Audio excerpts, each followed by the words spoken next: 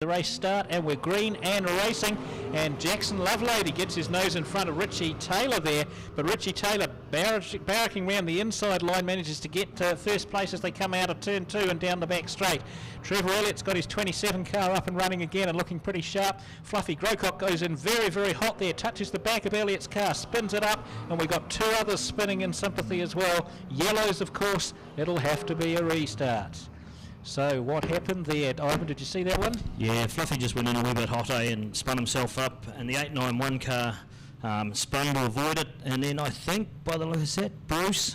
Yeah, I think it is Bruce, father and son joining Fluffy, and hopefully they're all okay there. Bruce is reversing out of there, and Josh is up and running again, so they'll be able to rejoin where they were, and I'm assuming Fluffy will go to the rear of the field, causing... Oh no, it's didn't complete a lap, so we'll be back to gridding up.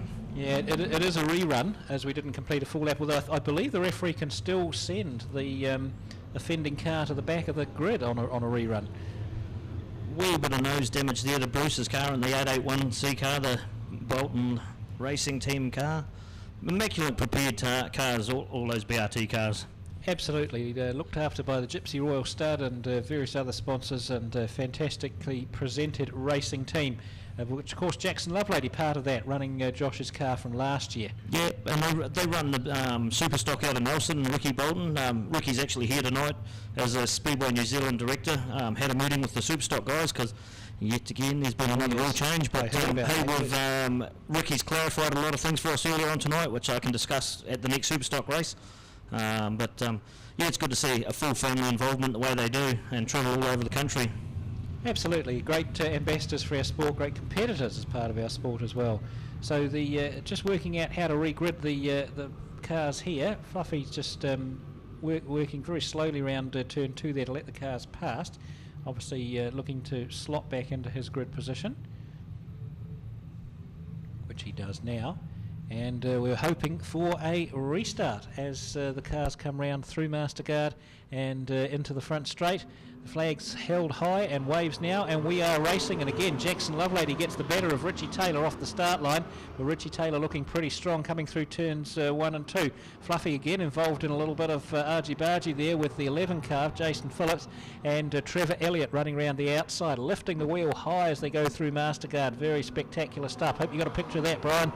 So there's 817, Jackson Lovelady, just leading through by a nose from Richie Taylor, who's hard on the back of Lovelady's car. A couple of car lengths back to the 27 of Trevor Elliott. Jason in there in the 11 car. We go back to Mark Grocott in the 73. He's hugging that pole line, and he's going to be passed on the outside of this lap, I think, by the 891 of Josh Bolton, who's running that mid to outside line to good effect. So too is Willie Woodhouse, who's right on the back of Bolton there. We go back to Gavin Hill, also running the outside line. Roger Nees looking pretty sharp there, but not able to make a lot of progress. And we've got Paul Berg at the rear of the field, spins it up all by himself in the middle of turn 3. That's going to put the yellows on and hold us up for another lap or 2. Very nice pass a lap or so beforehand by Richie Taylor, who was trying to work the inside on Jackson Lovelady in the 817 car, but it wasn't going to work. Jackson was holding the pole line, and where Jackson wants to race, so Richie had to go around the outside round 1 and 2 and made a very nice pass of that and taken over the lead. It's good to see young Jackson in this car and getting the opportunity. He's got some good sponsors, he's got good helpers behind him, as in John, his father, and being part of the Bolton team and the support of them as well. Yep, they've put a nice package together and sent an opportunity. It's good to see young fellas get an opportunity early on in their career. Jackson's been brought up round racing. This young chap's only, 17, 18? 17, I think. I've seen him on the lathe working out at Leach's. He works out there part-time. And, yeah, some of the things he can do, there's a lot of guys would be jealous. So we're racing, about to get racing again. Richie Taylor leading the pack from Jackson Lovelady, with Trevor Elliott in 3rd place and Josh Bolton running the outside line there, getting alongside Elliott, and he could be about to sneak 3rd place in this race, I think, if he can get a good exit from turn 2, and he does as well. That 891 car well hooked up in this particular race. He goes round the outside of Jackson Lovelady now, and they're neck and neck as they come through turn 4. Out front it's still Richie Taylor leading the race in that Fairview fiberglass car, It bumps and knocks around a little bit as it goes through turn 1, but he manages to keep the power down. It's Josh Bolton making all of the running here in the 891 car. The car looks like it's on rails in this particular heat. He's really starting to hunt down Richie Taylor at the front of the pack. Jackson Lovelady managing to stay with him. He's still in third place. Fluffy Grocott in the 73 car, sponsored by Brown and Syme, moving up the inside and starting to challenge for third as well now. Trevor Elliott looks as though he's holding up the 71 of Willie Woodhouse a little bit. Woodhouse runs the outside line and looks to get a little bit ahead of him. Jason Phillips running back a little bit there. Oh, we've had one round. Was that Josh Bolton, was it?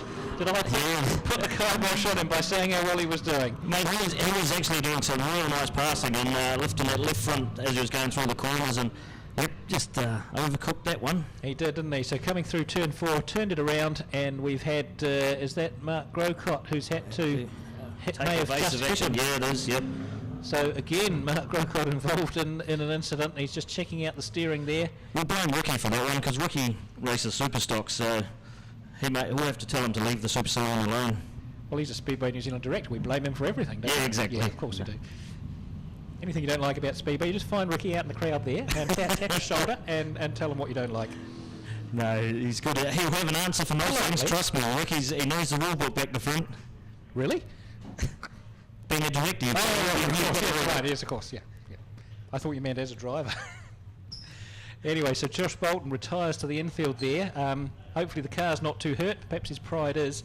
But he certainly had a few very good laps there. And if he could manage to work out just what was going right and keep that and just eliminate that little thing that went wrong in that last particular incident, he'll be well on his way to a top performance. And bearing in mind, these guys roll away to Wellington in about, months' time for their New Zealand title.